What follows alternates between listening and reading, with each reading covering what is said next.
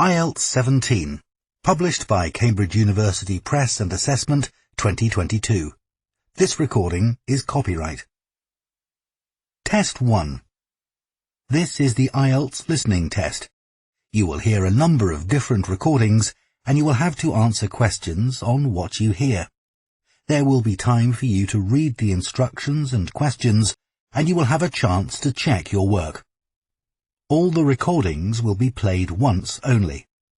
The test is in 4 parts.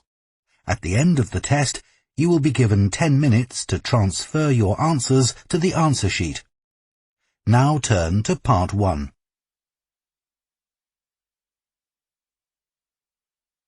Part 1.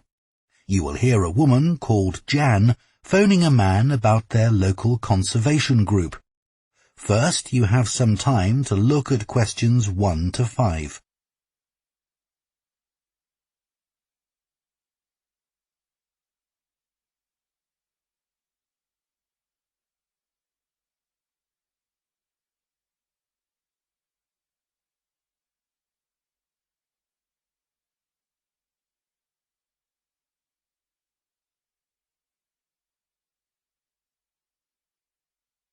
Now listen carefully and answer questions 1 to 5. Hello? Oh, hello. My name's Jan. Are you the right person to talk to about the Buckworth Conservation Group? Yes, I'm Peter. I'm the secretary. Good. I've just moved to this area and I'm interested in getting involved. I was in a similar group where I used to live. Could you tell me something about your activities, please? Of course. Well, we have a mixture of regular activities and special events. One of the regular ones is trying to keep the beach free of litter. A few of us spend a couple of hours a month on it, and it's awful how much there is to clear. I wish people would be more responsible and take it home with them. I totally agree. I'd be happy to help with that. Is it okay to take dogs? I'm afraid not, as they're banned from the beach itself. You can take them along the cliffs, though, and children are welcome. Right. We also manage a nature reserve, and there's a lot to do there all year round. For example, because it's a popular place to visit, we spend a lot of time looking after the paths and making sure they're in good condition for walking. I could certainly help with that. Good. And we have a program of creating new habitats there. We've just finished making and installing nesting boxes for birds to use, and next we're going to work on encouraging insects. They're important for the biodiversity of the reserve. They certainly are. Oh, and we're also running a project to identify the different species of butterflies that visit the reserve.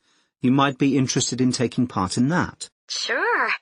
I was involved in something similar where I used to live, counting all the species of moths. I'd enjoy that. Another job we're doing at the reserve is replacing the wall on the southern side, between the parking area and our woodshed. It was badly damaged in a storm last month. Okay. Before you hear the rest of the conversation, you have some time to look at questions 6 to 10.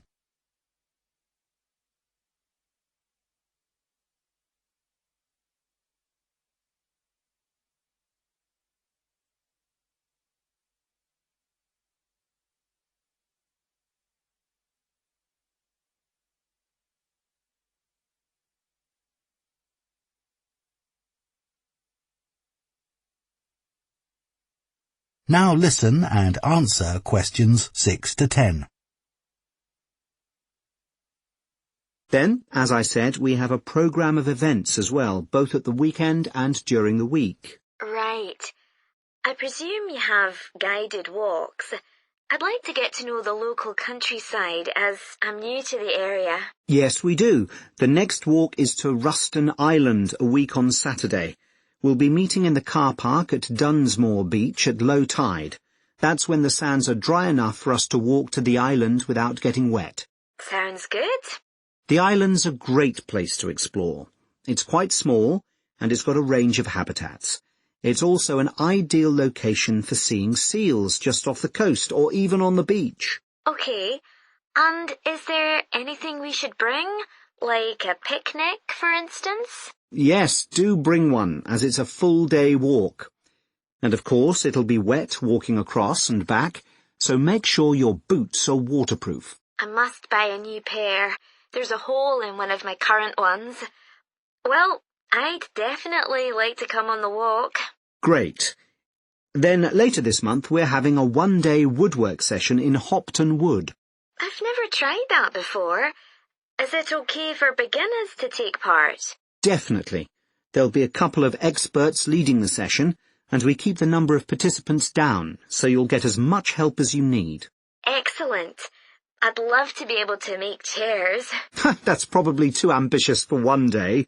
You'll be starting with wooden spoons, and of course learning how to use the tools. And anything you make is yours to take home with you. That sounds like fun. When is it? It's on the 17th from 10 a.m. until 3. There's a charge of £35, including lunch, or £40 if you want to camp in the wood. I should think I'll come home the same day. Well, I'd certainly like to join the group. It sounds like you've got... That is the end of Part 1. You now have half a minute to check your answers to Part 1.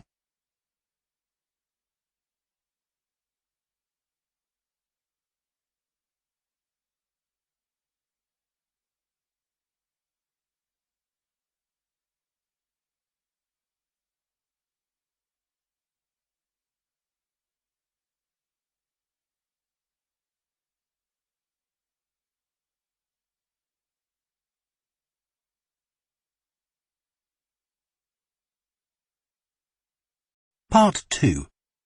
You will hear a tour guide, Lou Miller, speaking to a group of people about a boat trip they are going to take around the Australian island of Tasmania. First, you have some time to look at questions 11 to 14.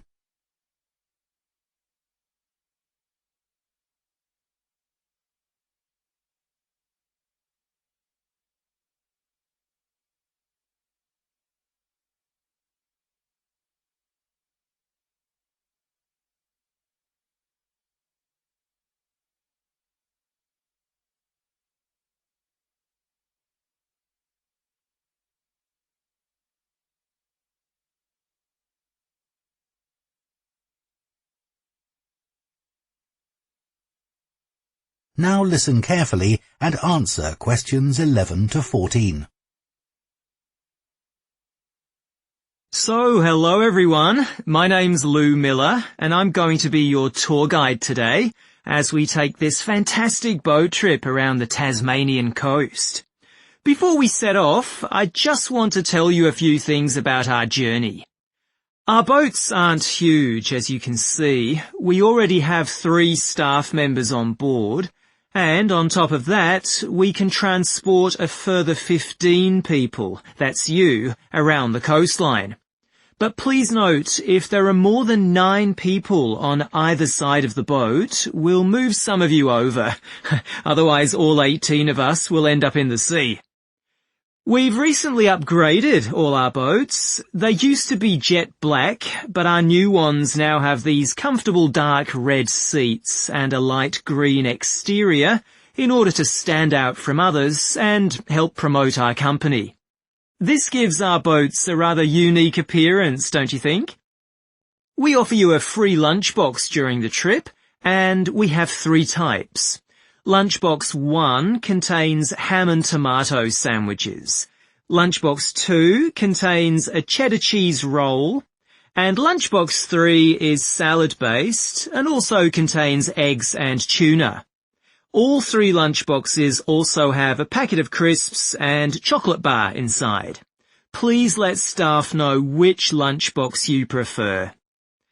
I'm sure I don't have to ask you not to throw anything into the sea. We don't have any bins to put litter in, but Jess, myself, or Ray, our other guide, will collect it from you after lunch and put it all in a large plastic sack. Before you hear the rest of the talk, you have some time to look at questions 15 to 20.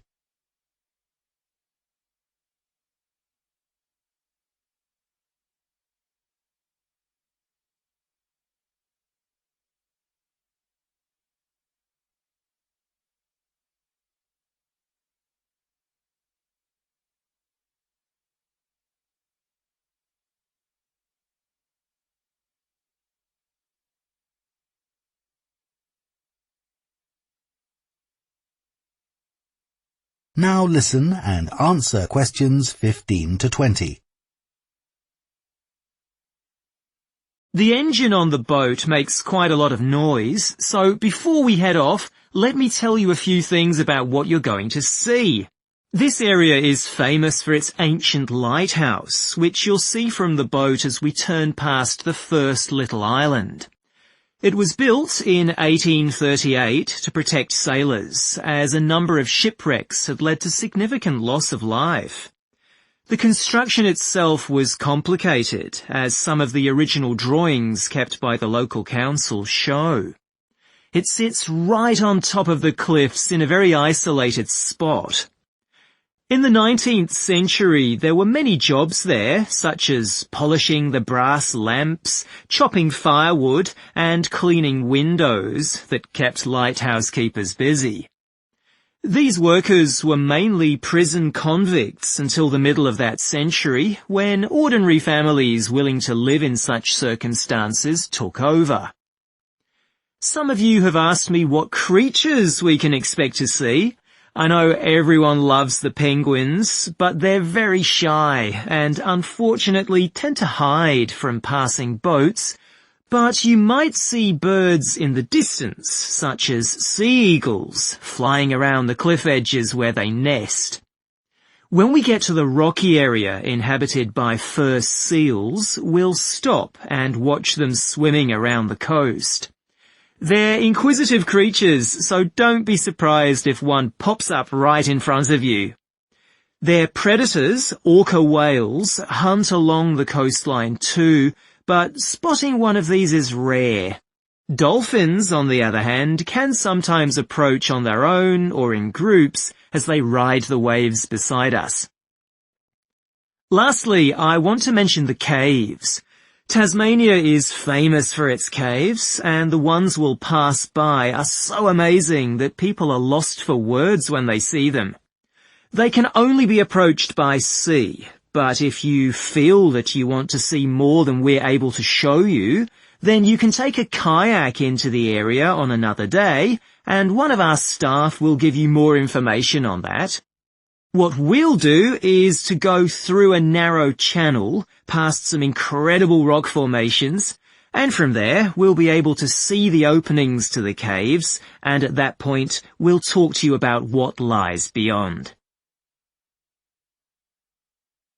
That is the end of Part 2.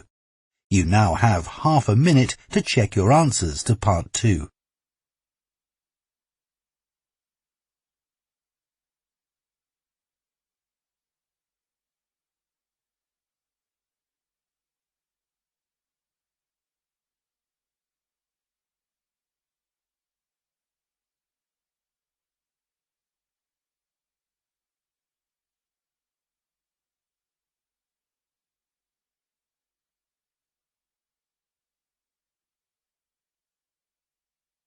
Part 3. You will hear two veterinary science students called Diana and Tim discussing their work placements and their course modules. First, you have some time to look at questions 21 to 26.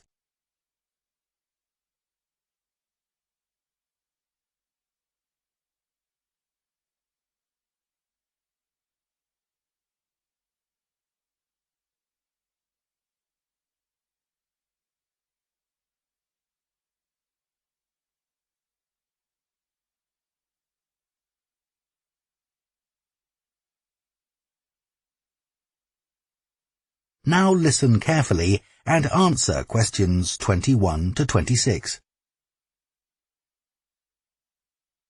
So, Tim, we have to do a short summary of our work experience on a farm. Right. My farm was great, but arranging the work experience was hard. One problem was it was miles away and I don't drive. And also, I'd really wanted a placement for a month, but I could only get one for 2 weeks. I was lucky. The farmer let me stay on the farm, so I didn't have to travel. But finding the right sort of farm to apply to wasn't easy. No, they don't seem to have websites, do they? I found mine through a friend of my mother's, but it wasn't easy. No. My farm was mostly livestock, especially sheep. I really enjoyed helping out with them. I was up most of one night helping a sheep deliver a lamb. On your own? No, the farmer was there, and he told me what to do. It wasn't a straightforward birth, but I managed. It was a great feeling to see the lamb stagger to its feet and start feeding almost straight away, and to know that it was okay. Then another time, a lamb had broken its leg, and they got the vet in to set it, and he talked me through what he was doing. That was really useful. Yes, my farm had sheep too. The farm was in a valley, and they had a lowland breed called Suffolks, although the farmer said they'd had other breeds in the past. So were they bred for their meat? Mostly, yes. They're quite big and solid. My farm was up in the hills, and they had a different breed of sheep. They were Cheviots. Oh, I heard their wool's really sought after. Yes, it's very hard wearing, and they use it for carpets. Right. I was interested in the amount of supplements they add to animals' feed nowadays. Like, even the chickens got extra vitamins and electrolytes in their feed. Yes, I found that too. And they're not cheap. But my farmer said some are overpriced for what they are, and he didn't give them as a matter of routine, just at times when the chickens seemed to particularly require them. Yes, mine said the same. He said certain breeds of chickens might need more supplements than the others, but the cheap and expensive ones are all basically the same. So, did your farm have any other livestock, Diana? Yes, dairy cows. I made a really embarrassing mistake when I was working in the milk shed. Some cows had been treated with antibiotics, so their milk wasn't suitable for human consumption, and it had to be put in a separate container. But I got mixed up, and I poured some milk from the wrong cow in with the milk for humans, so the whole lot had to be thrown away. The farmer wasn't too happy with me. I asked my farmer how much he depended on the vet to deal with health problems. I'd read reports that the livestock's health is being affected as farmers are under pressure to increase production.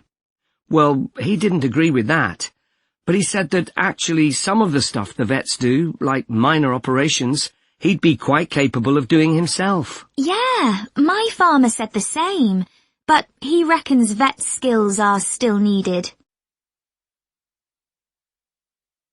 Before you hear the rest of the conversation, you have some time to look at questions 27 to 30.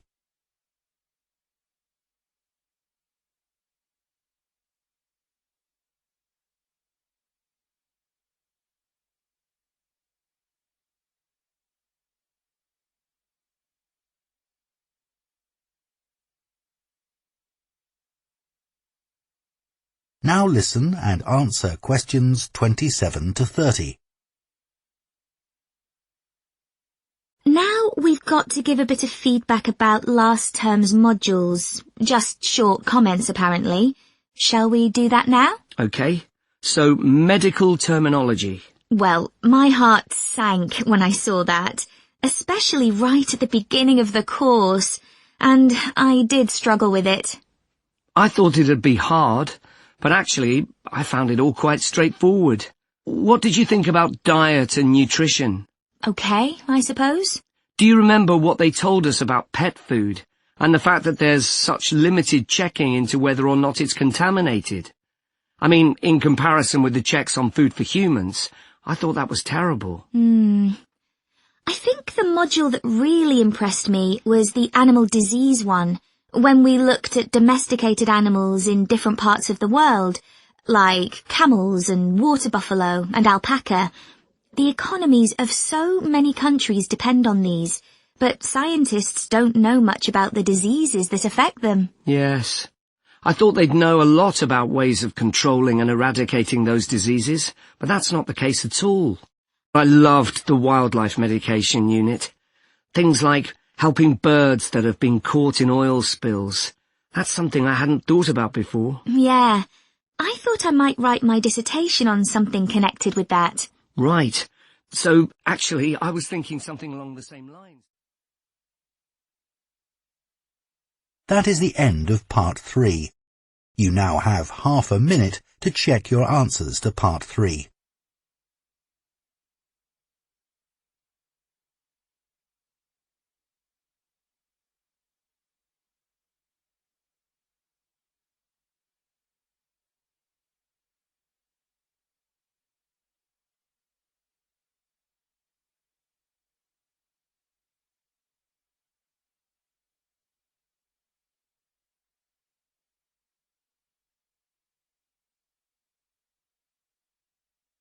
Part 4.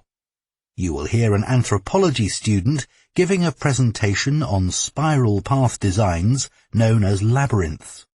First, you have some time to look at questions 31 to 40.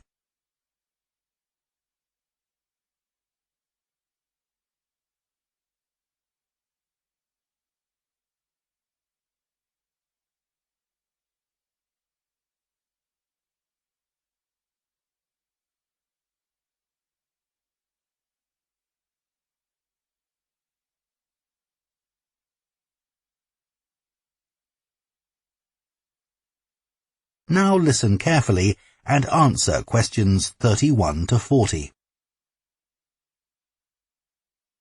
Labyrinths have existed for well over 4,000 years. Labyrinths and labyrinthine symbols have been found in regions as diverse as modern-day Turkey, Ireland, Greece, and India.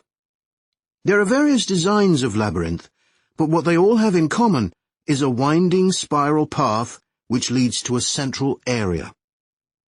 There is one starting point at the entrance, and the goal is to reach the central area. Finding your way through a labyrinth involves many twists and turns, but it's not possible to get lost, as there is only one single path.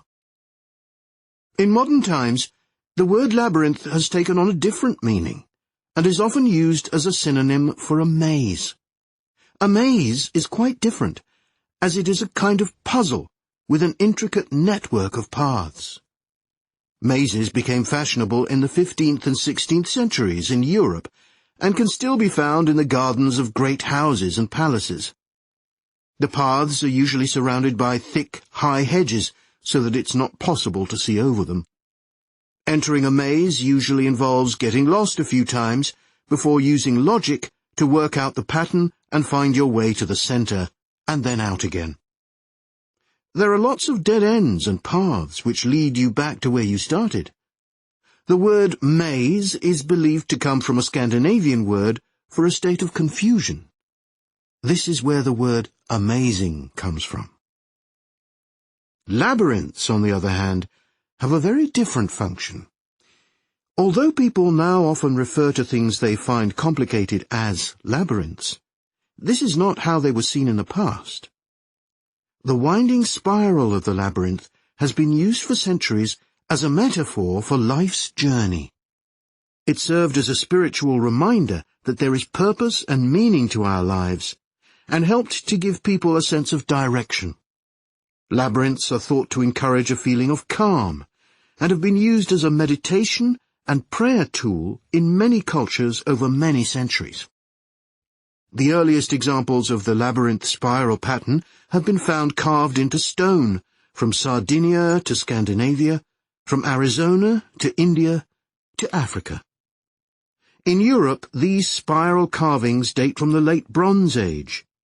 The Native American Pima tribe wove baskets with a circular labyrinth design that depicted their own cosmology. In ancient Greece, the labyrinth spiral was used on coins around 4,000 years ago. Labyrinths made of mosaics were commonly found in bathhouses, villas, and tombs throughout the Roman Empire. In northern Europe, there were actual physical labyrinths designed for walking on. These were cut into the turf or grass, usually in a circular pattern. The origin of these walking labyrinths remains unclear, but they were probably used for fertility rites, which may date back thousands of years. 11 examples of turf labyrinths survive today, including the largest one at Saffron Walden, England, which used to have a large tree in the middle of it.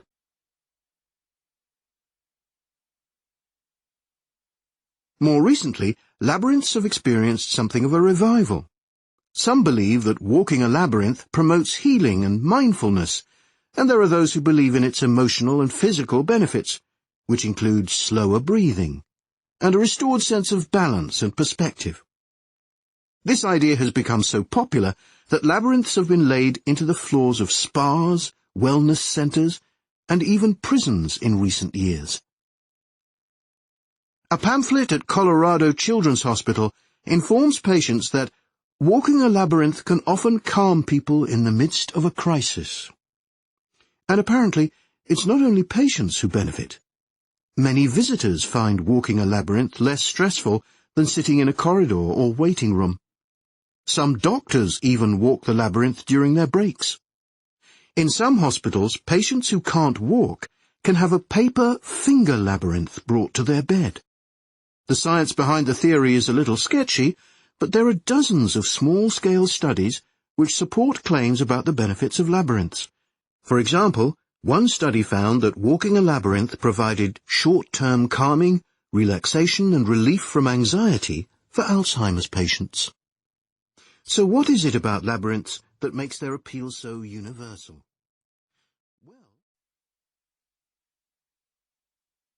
That is the end of Part 4. You now have 1 minute to check your answers to Part 4.